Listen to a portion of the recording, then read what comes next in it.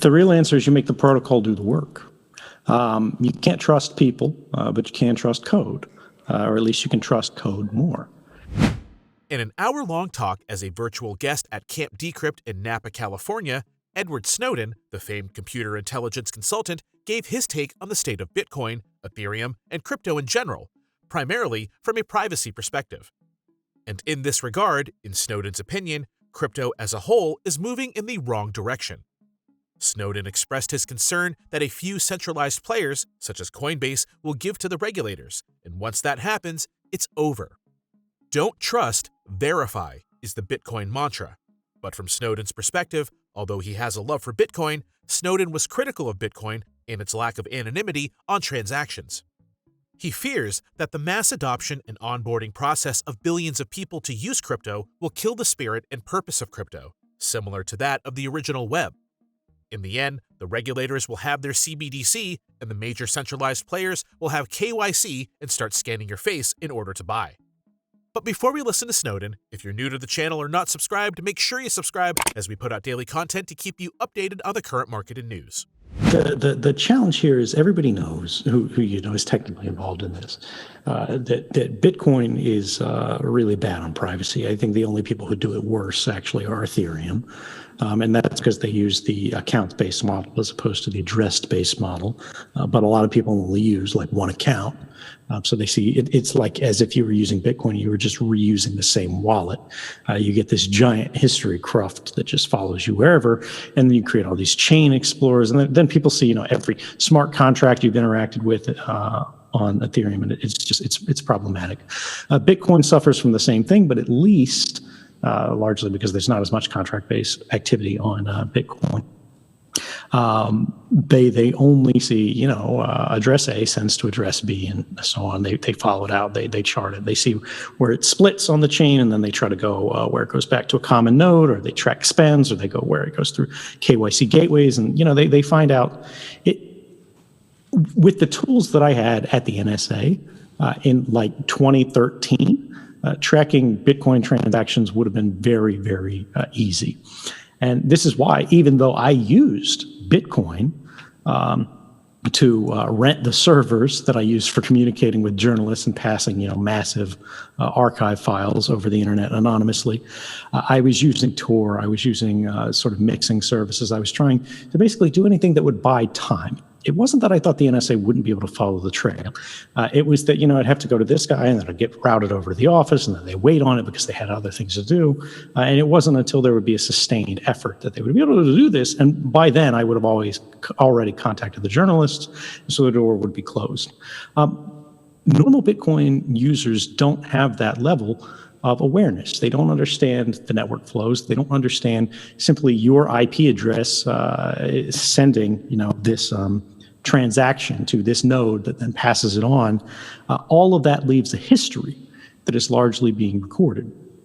There are ways on Bitcoin that they can improve this, and that are done like coin join transactions and the whole join market thing, which are great, but they're way too technical for average people. We see some wallet providers who are trying to build in their own mixers, and that's great. It's an improvement, but it's really not enough. You have to have this stuff in the protocol. It has to happen on chain.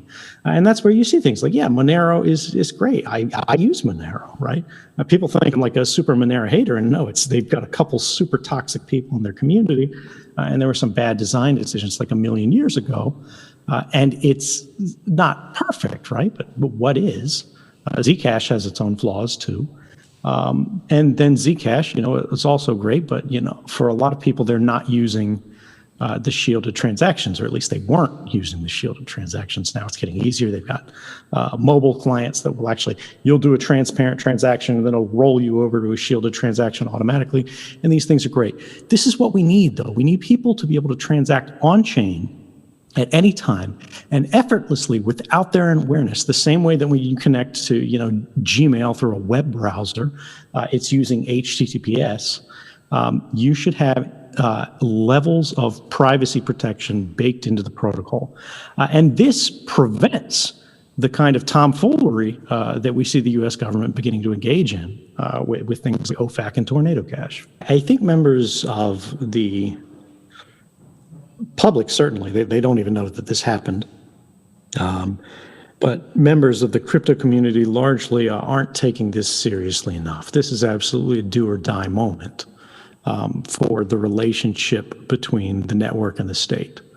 And I'll get into that a little bit more. But there is a level of technical innocence, or less charitably ignorance, that people need to understand the average person has, right? What is happening now is what happened and destroyed the spirit of the original web. I think a lot of people who are in this room, they've been technical for a very long time. They've been a part of the internet for a very long time. They've seen it change. A lot of you in the room remember what dial-up modems sound like, right? That's not actually shared by the vast majority of the population, even people who are of the right age. And we lost that internet because we onboarded billions of people, and the people who were providing the gateways for that didn't have their best interests at heart, right? That's what we're seeing now. We're seeing people exploiting the kind of ignorance that made so many people now think tapping like the Facebook app on your phone, that's the internet as they understand it. And now think, crypto is Coinbase, right? Or something else equally horrible as that. And to you, those of you in the room who are, work for Coinbase, it's really nothing personal. You're just an example of the sort of overly compliant, overly indulgent sort of thinking, which, you guys get rich, you'll make a lot of money, but have you actually sort of advanced the interests of society?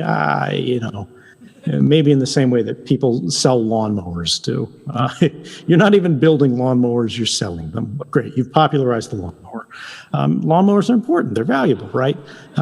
But when I go and buy a lawnmower, nobody asks for me to hold up my passport and scan my face.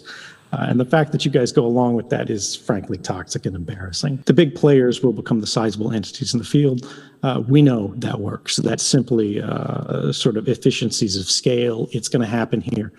My plea to those of you who are in that sort of big end of the pool is, if you're going to cave strategically.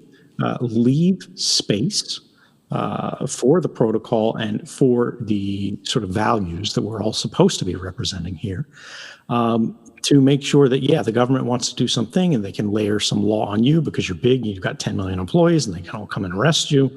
But make sure that, if you are a stub and you have to check passports and you have to identify wallets to go, one hop out, you understand and you structure your systems in such a way, and everyone understands that that's fine, but as soon as somebody goes one more hop out to the second hop, they move to the other wallet, your trail goes cold. And when it comes back into your exchange, you have to ask people what their purposes are. They declare this, whatever, but you really have no way of checking it. And you don't want to be in a position where you can check that. Because really, that's not your role in society, even if the government says it is. That's for police. That's for intelligence, right? That's their job. And their job is supposed to be hard. Don't make their lives easier, right? There's this whole mindset in government and this argument for everybody who's been following cryptography, we know about like going dark. They're like, we want to peel back WhatsApp's encryption. We want to make sure that Apple doesn't turn on end-to-end encryption. We want to make sure they push all their crap to the iCloud in unencrypted backups or backups to which Apple has the keys that police can request them, or weak keys that police can crack them. And every time Apple gets close to doing that, they go and complain and they go, we're going to cause problems. We're going to pass a law if you do this. So Apple caves. They re-engineer things to make it sort of problematic again. Understand the difference between their job and their role in society and your job. The job of policing is supposed to be hard, because if it's not, we live in a police state. We don't want everything we do to be scrutinized. We don't want every transaction to be monitored. We don't want to show our passports to do lawnmowers. And the government has more power and more capability now than they ever have at any point in history. Do not be charitable. Do not be generous to them. They don't need more help. They don't need more tools. They don't need more weapons. They have enough, and they're reorganizing society to itself be a weapon. To watch the full interview, check out the link in the description. What do you think of Snowden's thoughts here? Do you think crypto is heading in the wrong direction when it comes to privacy? Leave a comment. If you found value in the content, please consider donating to our small channel by clicking the thanks button below. That's it for today, guys.